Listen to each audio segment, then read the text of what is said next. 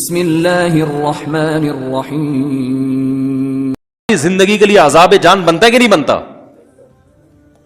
ساری زندگی کے لیے. کیونکہ استخارے میں آیا تھا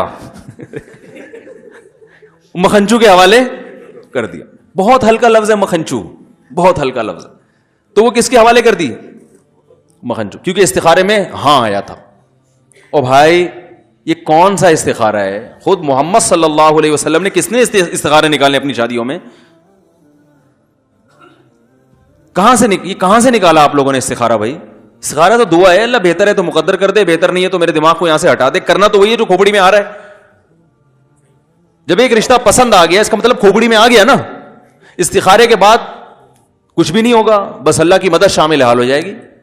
کرنا پھر بھی وہی ہے جو ایک صاحب نے کہا, استخارے کے بعد اگر دماغ میں آئے کہ کرو تو کرنا ہے.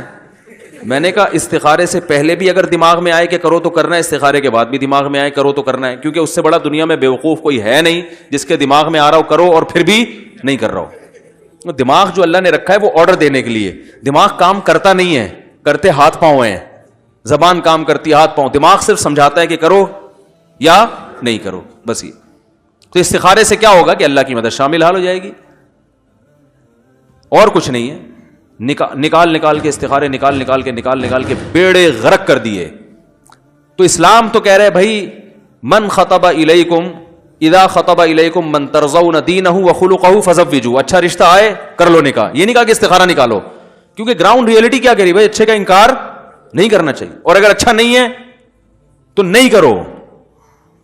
چاہے استخارے میں ہاں آئے یا نہ آئے اس سے کچھ نہیں ہوتا.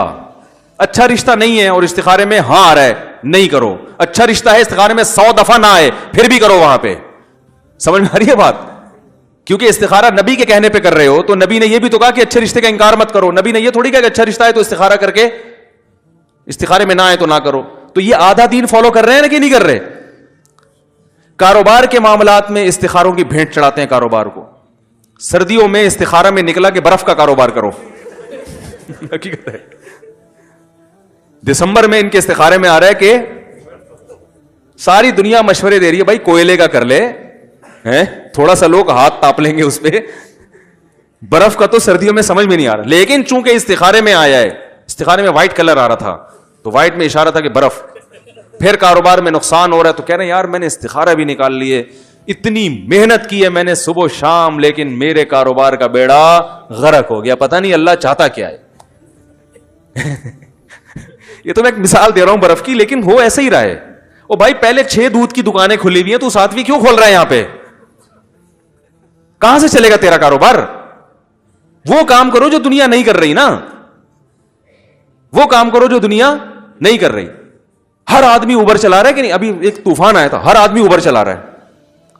بھائی اوبر میں ٹھیک ہے, کریم اوبر میں بڑا فائدہ ہے, مگر ایک حد تک بھی ہوگا نا. سارے ٹیکسی چلائیں گے تو بیٹھے گا کون اس میں؟ خود سوچو, خود سوچو.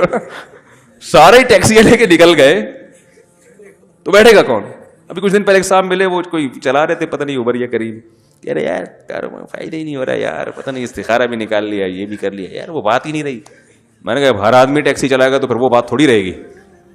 کہہ رہے اب کمپنیاں ظلم کر رہی ہیں, وہ انہوں نے بونس بھی کم کر دیا. میں نے کہا اس لیے کم کر دیا کہ ان کو اب کم بونس پہ بھی بہت لوگ مل رہے ہیں, تو وہ اپنے لحاظ سے ٹھیک کر رہی ہیں, تو ان کا بھی تو بزنس ہے, انہوں نے کوئی خیراتی ادارہ تھوڑی کھولا ہوا ہے کہ غریبوں کے لیے کوئی ویکینسی نکالی ہے انہوں نے. خیراتی ادارے دوسرے ہیں, ٹھیک ہے, یہ بزنس ہے ان کا. وہ کہہ رہے ہیں بھائی ہمارا ہمیں جب کم میں مل رہا ہے تو ہم زیادہ پیسے کیوں دیں؟